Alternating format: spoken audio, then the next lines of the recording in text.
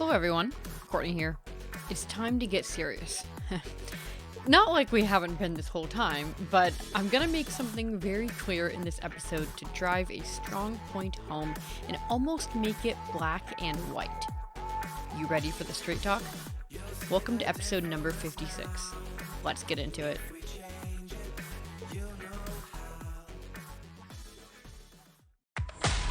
Where inventing, passion, and hard work intersect. Welcome to the Serial Inventing Podcast. Bite-sized, perspective-altering episodes on serial inventing and beyond. From motivating key tips on product licensing to obstacle-busting conversations on transitioning to a full-time serial product developer. Buckle your seatbelt, because you're in for a ride. Warning, this podcast may motivate you to make wild decisions that will propel you forward in your inventing career and hijack more of your time for your passion. If you aren't ready to make it happen, then this podcast isn't for you.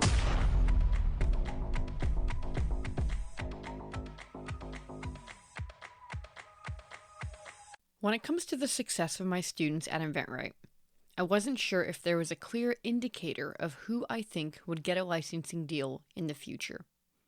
I have had students in such a large variety of industries, many different pitching methods, some with virtual prototypes, some with physical prototypes, some with granted patents, PPAs, and no protection at all, some with very simple sell sheets, and others with very high-end and expensive sell sheets. However, I will say that all the expensive fancy prototypes, videos, and sell sheets mean very little if the rubber doesn't meet the road, meaning no pitching, no deal. I have seen far more success with those who spend 20% of their time working on the prototype, sell sheet, and all other steps, and 80% of their time pitching consistently. Now, as a disclaimer, I will mention that this is the case once you know a few things that make a sell sheet successful, how to perform strong market research, when to file a PPA, and how to build a strong hit list, etc. Those should not be overlooked.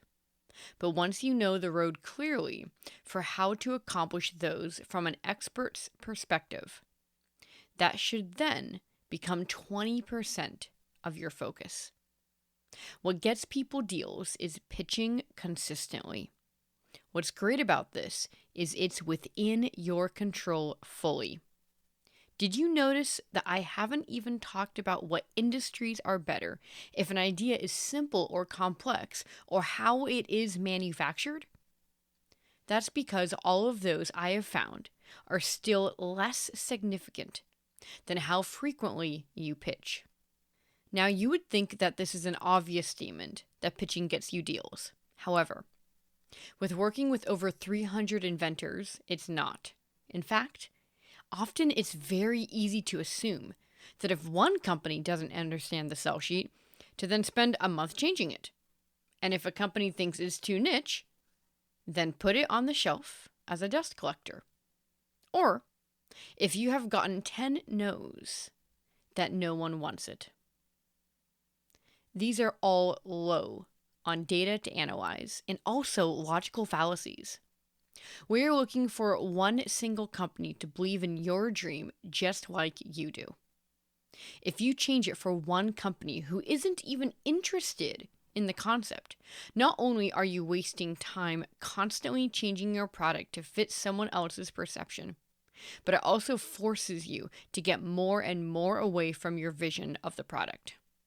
More on this in episode 8 and episode 28. Feedback should be taken seriously, but in numbers. My rule is that I must get 5 to 10 pieces of feedback that says the exact same thing before considering changing anything.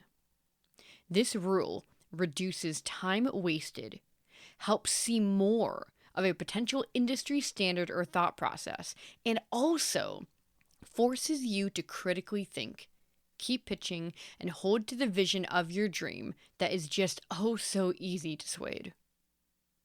We need to remember that just because we are pitching to the world's largest companies doesn't mean we should give up the spark of our product or let them persuade us with so little data. In fact, to give this perspective, in the field of statistics, they want 30 pieces of data for something to show as statistically significant.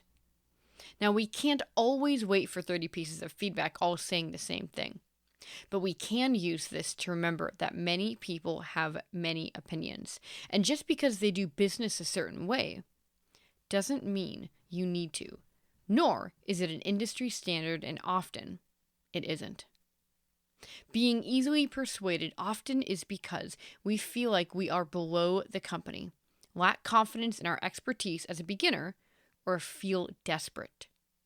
And this then leads us to a dangerous territory of so much wasted time and energy. Let me make this clear. Pitching consistently is what matters most. And only when you have enough data and critically think it through can we take action where it will actually benefit us.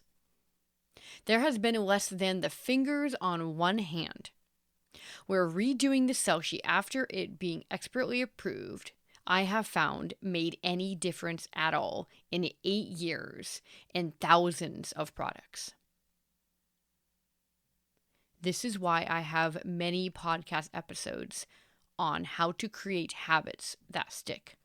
It's truly the quickest way to success, and many people in the business and athletic world say the same thing.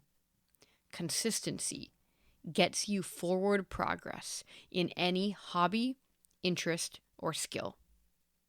Jesse Itzler, motivational keynote speaker and serial entrepreneur, states that the 100 rule means that if you practice any discipline for 18 minutes a day for a year, you will be better than 95% of people in the world at that skill.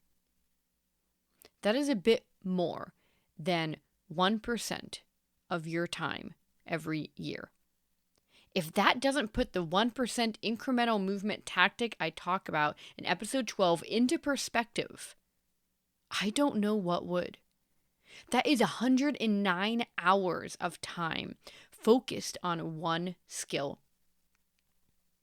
This is why I also talk about just starting so often. In the fitness world, excuses for being ready are given all the time. I can't join that class because I need to be flexible first. I can't get a fitness coach because I want to lose weight first. You get flexible when you start taking classes. You will lose weight properly when you get a fitness coach. You attain those when you start. Elsewise, these will always be excuses for the reasons you don't join that class or get that coach. Be real with yourself and make sure that is truly the reason, or if it's masking something else. So many students don't like to pitch because often it takes blind faith to keep momentum going. So they make excuses. I feel like I need to redo my sell sheet. Why?